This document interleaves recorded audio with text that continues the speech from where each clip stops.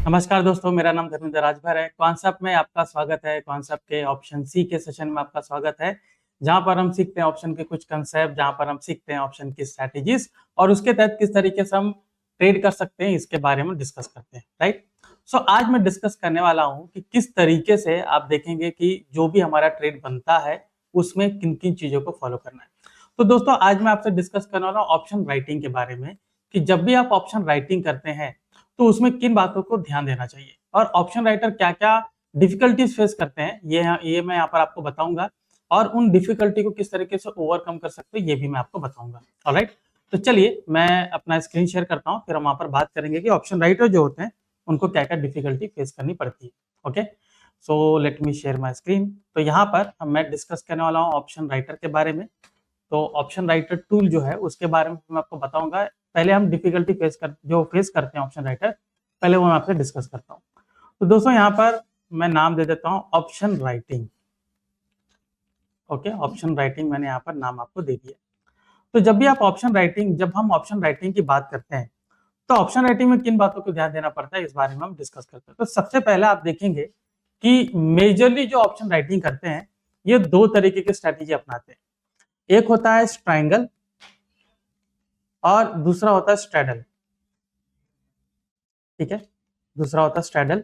दो ही स्ट्रैटेजी आप देखोगे majority of the time option writer जो होते हैं ये स्ट्रैटेजी करते हैं, मेजोरिटी ऑफ द टाइम। ठीक है, अभी हो सकता है कि कभी कभी वो 60%, 70%, कभी 80% भी जाता है कि ज्यादातर लोग स्ट्रैंगल या स्ट्रैडल में ही वहां पर करते हैं। अभी इसमें जो स्ट्रैंगल है ये तो मैं कहूंगा कि इसमें ज्यादातर आप देखोगे जो भी स्ट्रैंगल करते हैं वो स्विंग और पोजिशनल करते हैं। ऑलराइट, स्विंग और पोजिशनल करते हैं। वहीं पर आप स्ट्रैडल आप देखोगे तो स्ट्रैडल भी स्विंग किया जाता है, लेकिन ये स्विंग से ज्यादा आप देखोगे ये इंट्राडे करते हैं। तो यहाँ पर मैं बात करूंगा इंट्राडे के बारे में। ठीक है, लेकिन कुछ कुछ सिनेरियोज होते हैं जो मुझे इसमें देखने पड़ते हैं, चाहे वो स्ट्रैडल हो स्ट्रैंगल हो। तो इसके बारे में हम डिस्कस करते हैं कि अगर स्ट्रैडल कर रहे हैं, स्ट्रैंगल कर रहे हैं या फिर डायरेक्शनल सेलिंग कर रहे हैं तो उनमें किन बातों को ध्यान देना है, इसके बारे में हम डिस्कस करते हैं। ओके, तो देखिए दोस्तों, जो स्ट्रैंगल करते हैं, ठीक है, स्ट्रैंगल करते हैं तो उनको एक रेंज आइडेंटिफाई करना पड़ता है कि ये रेंज जो है इसके बीच में रहने की संभावना ज्यादा रहती है। ठीक है, क्योंकि ये रेंज में क्या होगा, आप देखोगे यहाँ पर एक कॉल ऑप्शन है और यहाँ पर पुट ऑप्शन होगा। इन दोनों को वहां पर राइट करेंगे यानी कि सेल करेंगे। ओके, दोनों यहाँ पर सेल करेंगे तो उनका एक अनुमान रहता है कि जो पर्टिकुलर स्टॉक है वो ऑसिलेट होगा इस जोन के बीच में, मतलब ये ऊपर नीचे यहाँ पर जाएगा। ठीक है, ऊपर नीचे जाएगा। और जो ऑप्शन सेलर्स होते हैं इनको सबसे ज्यादा फायदा किस बात का होता है, आप देखोगे टाइम डीके का। ये एक ही ऐसा फैक्टर है जिसके वजह से ऑप्शन सेलर्स आप देखोगे जो पैसा बनाते हैं उसकी प्रोबेबिलिटी ज्यादा होती है। इसके वजह से ऑप्शन सेलिंग ज्यादा होती है। आपने देखा होगा कि जब भी आप ऑप्शन बाइंग करते हैं, ठीक है, मान लीजिए कि आप निफ्टी, बैंक निफ्टी आप बाय कर रहे हैं, जो ज्यादा वोलेटाइल स्टॉक है मैं उनकी बात कर रहा हूँ। आपने कोई भी पर्टिकुलर स्टॉक या फिर इंडेक्स को आपने बाय किया तो आपने देखा होगा कि अगर आपने बाय किया है और मान लीजिए कि जो स्टॉक है या फिर जो इंडेक्स है जिसको भी आपने परचेस किया, जिसका भी ऑप्शन परचेस किया है, वो ज्यादा मोमेंटम नहीं दिखा है, मतलब अगले 5-6 मिनट या 10 मिनट के लिए थोड़ा सा साइडवेज हो गया है। 1 मिनट का टाइम फ्रेम लगा लीजिए, आप देखिए कि वो साइडवेज हो गया है। आप देखोगे कि इन्हीं 10 मिनट में भी उसका जो प्रीमियम है वो टाइम डीके के नीचे हो जाता है। मतलब कि अगर आपने वहां पर मान लीजिए कि उस ऑप्शन को बाय किया होगा, जैसे मैं निफ्टी की बैंक निफ्टी की मैं बात करूं तो अराउंड अभी फिलहाल 750 या 800 के आसपास उसका प्रीमियम चल रहा है। और वहीं पर निफ्टी की मैं बात करूं तो निफ्टी में जो अभी रिसेंटली जो एक्सपायरी है 13 तारीख की, वो एक्सपायरी वाला आप देखोगे अराउंड 100 चल रहा होगा और नेक्स्ट एक्सपायरी वाला आप देखोगे अराउंड 200 या उसके ज्यादा चल रहा होगा।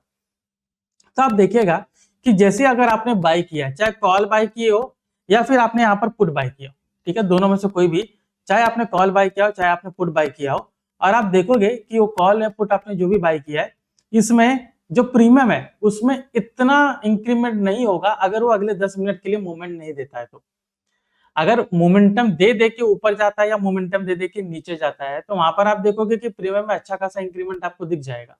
बट अगर यहाँ पर मोमेंटम नहीं होता, थोड़ा साइडवेज होता, जैसे निफ्टी अभी साइडवेज हो चुका है, तो ये साइडवेज जब होगा तो आप देखोगे उसमें आपको बिल्कुल भी प्रीमियम का इंक्रीमेंट नहीं दिखता। और यहाँ पर सबसे ज्यादा फैक्टर काम करता है थीटा डीके यानी कि टाइम डीके, और इन्हीं टाइम डीके का लोग फायदा उठाते हैं। ओके। अक्सर लोग देखोगे कि साइडवेज मार्केट में ही लोग पैसा बनाता है और देखोगे मार्केट ज्यादातर साइडवेज ही रहता है, मोमेंटम वो किसी जोन के बाहर ही देता है। तो जो सेलर्स होते हैं इसी बात का फायदा उठाते हैं। तो जैसे मैंने स्ट्रैंगल आपको बताया कि एक पर्टिकुलर स्ट्राइक यहाँ पर चुनते हैं और इन्हीं के बीच में ये जो पर्टिकुलर स्ट्राइक है इसी पे कॉल या पुट को राइट करेंगे और अगर मार्केट इसी जोन के बीच में रह जाता है तो यहाँ पर वो पैसा बनाते हैं, यहाँ पर उनको प्रॉफिटेबल स्ट्रेटेजी मतलब यहाँ पर हमेशा प्रॉफिटेबल रहते हैं। ठीक है। और जो स्ट्रैडल जो करते हैं, स्ट्रैडल तो हम सब जानते हैं कि एक जो पर्टिकुलर एटीएम का स्ट्राइक है उसी को यहाँ पर सेल करेंगे। ठीक है। और ये जो स्ट्रैडल जो करते हैं इसके लिए कोई रेंज की जरूरत नहीं पड़ती है, बट आप देखोगे कि अगर आपको पता होना चाहिए कि आपको स्ट्रैडल कब करना है। हम मॉर्निंग में नहीं कर सकते हैं या सेकेंड हाफ में नहीं कर सकते हैं। जनरली आप देखोगे इंट्राडे करते हैं तो लोग 10:30 बजे के बाद ही यहाँ पर स्ट्रैडल करते हैं और देखोगे कि 11 10:30 से 1 बजे के बीच में अक्सर मार्केट साइडवेज होता है तो उसमें स्ट्रैडल करना काफी मुनासिब होता है, मतलब काफी ज्यादा फायदा होता है, तो लोग कई बार यहीं पर स्ट्रगल करते हैं। ओके।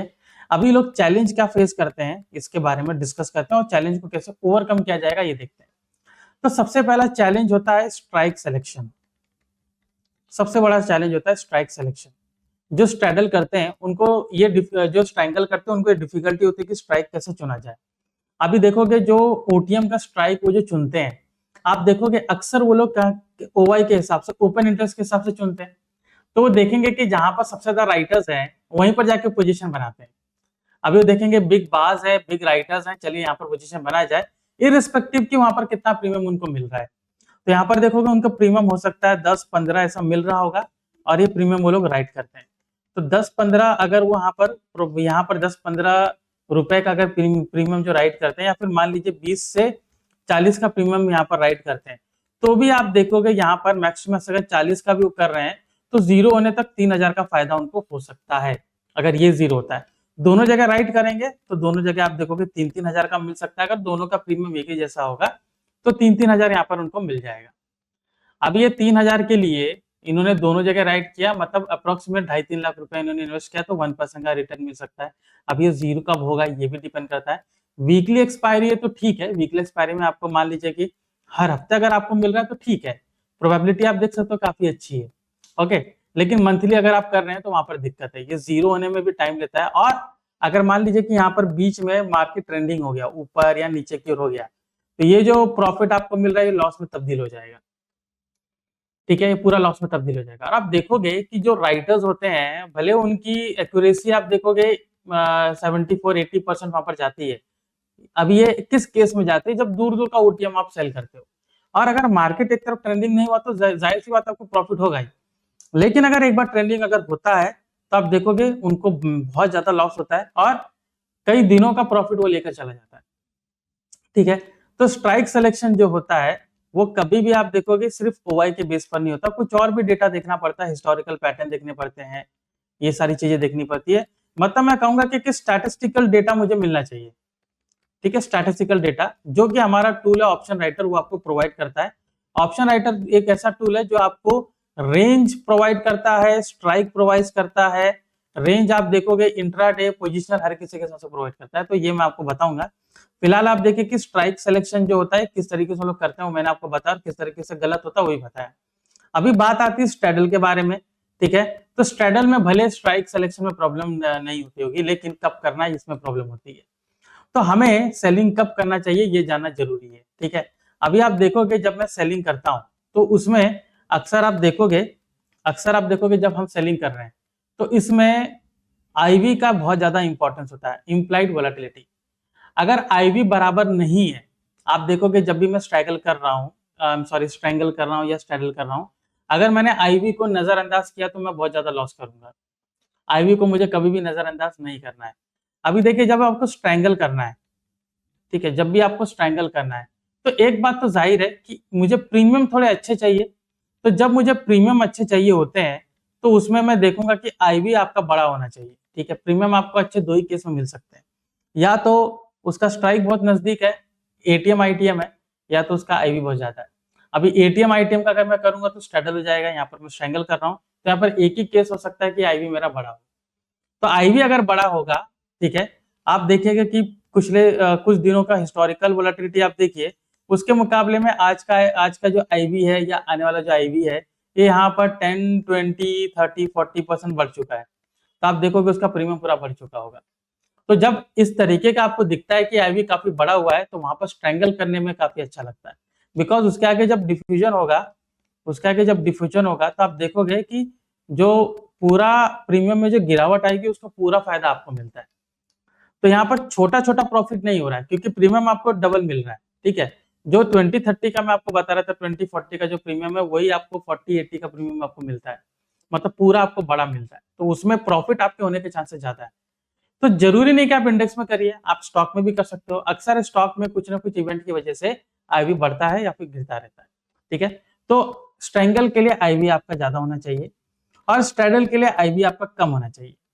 तो स्ट्रैडल जब भी आप करने जा रहे हो, तो मतलब आप देखोगे कुछ दिनों के मुकाबले आज का जो आईवी है वो पूरी तरीके से गिरी होनी चाहिए, जिसके वजह से चाहे कॉल हो या पुट हो, इन दोनों का प्रीमियम बढ़ेगा नहीं, ठीक है। और अगर मार्केट साइडवेज होगा तो पूरा प्रीमियम देखोगे पूरा गिर के नीचे आ जाएगा, ठीक है। अभी कुछ ही दिनों पहले आप देखोगे कि जो आईवी है वो कुछ खास बड़ा नहीं था, जिसकी वजह से आप देखोगे 80% प्रीमियम नीचे गिर गया। मतलब कि दोनों का कंबाइन प्रीमियम जहां पर 200 था, वो दोनों का कंबाइन प्रीमियम चल के वो 40 रुपए चल रहा था। तो इंट्राडे में आपको इतना बड़ा मूव मिल गया। तो स्ट्रेडल हमेशा आप देखो, जो स्ट्रेडल करते हैं उनको अपॉर्चुनिस्टिक होना चाहिए, ठीक है। वो हमेशा उनको अपॉर्चुनिटी खोजना चाहिए। तो अक्सर उनको चेक करना पड़ेगा कि आईवी किसकी गिरी हुई है, किसका आईवी गिर चुका है, ताकि मुझे वहां पर मैं स्ट्रेडल कर सकूं और मुझे अच्छा खासा प्रॉफिट हो सके। ऑलराइट, अभी इसमें एक बात आपको काफी ज्यादा ध्यान में देना है कि अगर आईवी किसी का गिर जाता है, ठीक है, तो वो सेम डे फैक्टर कर लेता है। सेम डे आप देखोगे सेम डे फैक्टर हो जाता है वो, मतलब कि नेक्स्ट डे वो एप्लीकेबल नहीं होता है, नेक्स्ट डे बिल्कुल भी एप्लीकेबल नहीं होता।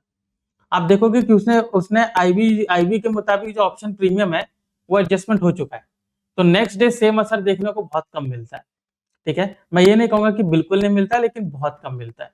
तो वो बहुत कम वाली प्रोबेबिलिटी को कैच करने से अच्छा है नहीं ट्रेड करो, ठीक है, कि उसमें लॉस ना बनाना पड़े आपको। तो ये चीजें हमें ध्यान में रखनी पड़ती है, ठीक है। तो ये चीजें आपको आईवी और उससे रिलेटेड आपको पता चल जाएगा, ठीक है। आईवी से रिलेटेड मैंने आपको बात की, ठीक है। मैंने आपको स्ट्रैंगल के बारे में बात किया, मैंने आपको स्ट्रैडल के बारे में बात किया, और मैंने आपको ये भी बताया कि कब कब दोनों को करना चाहिए, ठीक है। अभी चलते हैं एप्लीकेशन पे, वहां पर मैं आपको दिखाता हूँ कि जो टूल है वो किस तरीके से काम करेगा।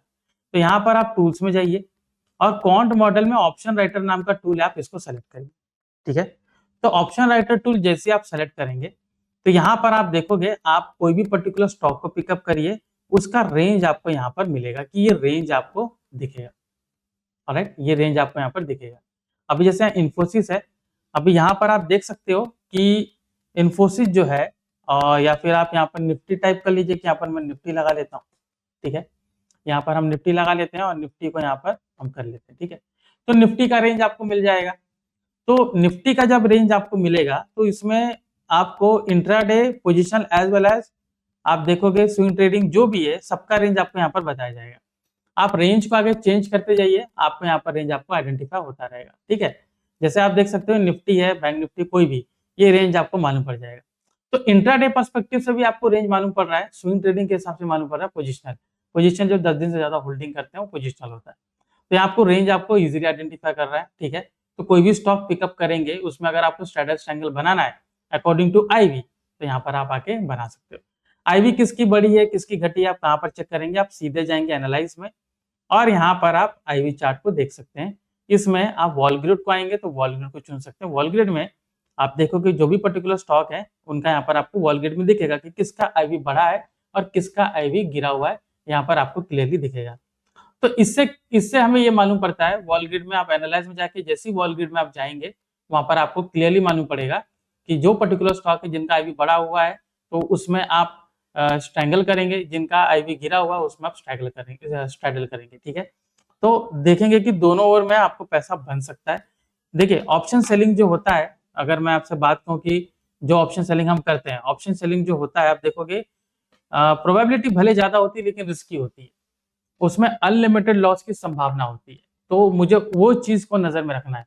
अभी वो अनलिमिटेड जो लॉस है उसको कवर करने के लिए लोग क्या करते हैं, लोग हेजिंग करते हैं, ठीक है। आप दूर का जो ओटीएम का और भी ओटीएम का कॉलर पुट को बाय करते हैं। लेकिन वो कुछ खास आपको असर नहीं दे पाता है, ठीक है। अल्दो आपका अनलिमिटेड लॉस लिमिटेड हो जाता है, ये बात तो उसमें कंफर्म है। हेजिंग हमें करनी चाहिए, जब भी हमें हेजिंग करना है हमें हेजिंग करनी चाहिए, बिकॉज जो लॉस की पोटेंशियल है मुझे उसको कम करना है। ओके, ये सारी चीजें हम हेजिंग में करते हैं। ऑलराइट, सो इसमें जब भी आप ट्रेड करें, ठीक है, जिन जिन बातों को मैंने यहाँ पर आपको बताया उन बातों को ध्यान दीजिए। ऑलराइट, और आप देखोगे कि जो भी मतलब स्ट्रैटेजी आप बनाते हैं, चाहे आप राइटिंग में बनाते हैं, डायरेक्शनल करते हैं, तो उसको अगर हेजिंग आपको करना है तो हेजिंग हमें थोड़ा दूर का ओटीएम कॉल या पुट को हमें बाय करना चाहिए, ताकि थोड़ा हेज हो सके। ऑलराइट, तो इस तरीके से आप इसको फॉलो कर सकते हैं। ओके, सो मैंने आज आपसे डिस्कस किया ऑप्शन राइटर में, आपको टूल्स मैंने बताया, मैंने क्या क्या डिफिकल्टी राइटर फेस करते हैं मैंने वो आपको बताया। ओके, आपको मैंने ये भी बताया कि जो स्ट्रैडल स्ट्रैंगल कब करना चाहिए, और आपको और भी किन बातों का ध्यान देना है ये भी मैंने यहाँ पर आपसे ब्रीफली डिस्कस किया। ऑलराइट, सो आप देखोगे कि जब डायरेक्शन कर रहे हैं, ठीक है, आप डायरेक्शन जब आप कर रहे हैं तो उसमें भी आपको हेजिंग करना चाहिए। अभी डायरेक्शन के लिए आप कौन सा टूल इस्तेमाल कर सकते हो? डायरेक्शन के लिए आप देखोगे कि जो भी पर्टिकुलर ऑप्शन आप चुनते हो, ठीक है, जो भी पर्टिकुलर स्ट्राइक आप चुनते हो, आप एक कोई टूल चुनते हो, जैसे कोई भी पर्टिकुलर स्टॉक ले लीजिए, तो उनका आप आसानी से कोई भी स्ट्राइक आप चुन सकते हैं, ठीक है, राइटिंग आप कर सकते हैं। लेकिन आपको ये मालूम होना चाहिए कि जो प्रोबेबिलिटी है उसकी काफी अच्छी, मतलब प्रोबेबिलिटी उसकी अच्छी होनी चाहिए। ऑलराइट, तो जो भी स्टॉक आप पिकअप कर रहे हो, ठीक है, आपको ये मानना चाहिए कि जो भी स्टॉक आप पिकअप कर रहे हो वो कल बढ़ना चाहिए या फिर आने वाले दिनों में बढ़ना या गिरना चाहिए, इन बातों का आपको ध्यान देना है। तो जिसकी वजह से आप अगर डायरेक्शन राइटिंग करते हैं तो आपको फायदा काफी अच्छा हो सकता है। ऑलराइट, सो दोस्तों, आज के सेशन में हमने बारीकी से जाना कि ऑप्शन राइटिंग क्या होता है, बारीकी से जाना कि ऑप्शन राइटिंग किस तरीके से की जा सकती है और उसमें किन किन बातों को ध्यान देना है, मैंने आपसे ब्रीफली डिस्कस किया। सो आई होप ये सेशन आपको पसंद आया होगा। ऑलराइट, सो जुड़े रहिएगा कॉन्सेप्ट के साथ, मैं ऐसे कुछ कंसेप्ट आपके सामने लाता रहूंगा जो आपके लिए काफी यूजफुल, काफी काम कर रह सकती है। तब तक के लिए मैं धर्मेंद्र राजभर, आपका धन्यवाद।